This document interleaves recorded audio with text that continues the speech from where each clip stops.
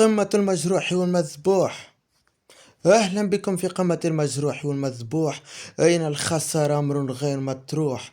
مرحبا بكم في تقديم مباراة أحمر وأبيض العاصمة سيا وأحمر وأبيض الساحل لوسيس، وين الزوز فرق يحبوا يمشيوا مع أحمر وأصفر العاصمة.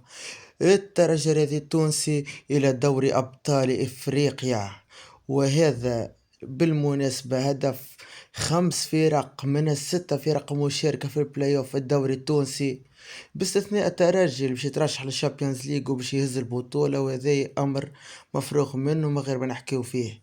ال5 فرق الأخرى عندها نفس الهدف، 5 فرق في هدف واحد، وهو الترشح إلى دوري أبطال أوروبا أو الترشح لكأس الكاف عبر المركز الثالث المؤدي له. يعني هناك 3 فرق عموما باش ينجحوا و3 فرق باش يفشلوا.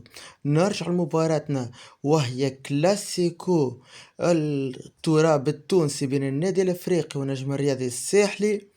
الماتش في سوس، الافريقي من وقت ماهر الحداد ما ربحش في سوس، لم ينتصر حتى في رادس في السنوات الأخيرة، وهذا مؤشر يعني يدل على أن نجم الرياضي الساحلي متفوق على النادي الأفريقي في السنوات الأخيرة رغم ضعفه الشديد. باهي نحكيو على الماتش. بالنسبة للطوال هذه المباراة يعني في خصوص اللاعبين ليست هنالك نقائص كبيرة، لأن نجم الرياضي الساحلي أصلا ليست له تقريبا عناصر مؤثرة جدا. يعني اللاعبين نجم الرياضي الساحلي ما همش كاللاعبين متاع قبل الشيخاوي، ولو انه موجود وهو متقدم في السن الان، ولكن الفريق ليس قوي، لا يسجل. اذا غاب لاعب او لاعبين لا يؤثران كثيرا. بالنسبة للنادي الافريقي مرة هذه بشوفوا غيث الصغير باش يبدأ أساسي، وشفنا يعني غيث الصغير والإفريقي وجهه الطيب والطيب جدا مع غيث الصغير في بداية الموسم.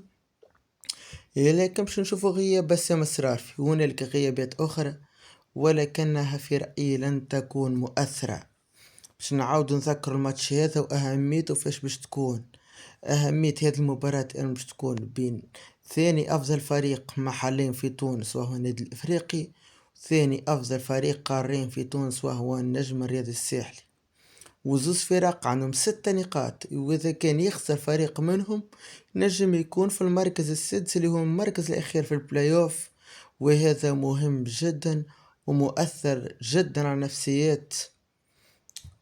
ننتظر مباراة باش تكون يعني ما فيهاش برشا أهداف، نتصور اللي باش يسجل باش ينهي الأمور ويحسمها. توقعاتكم معنا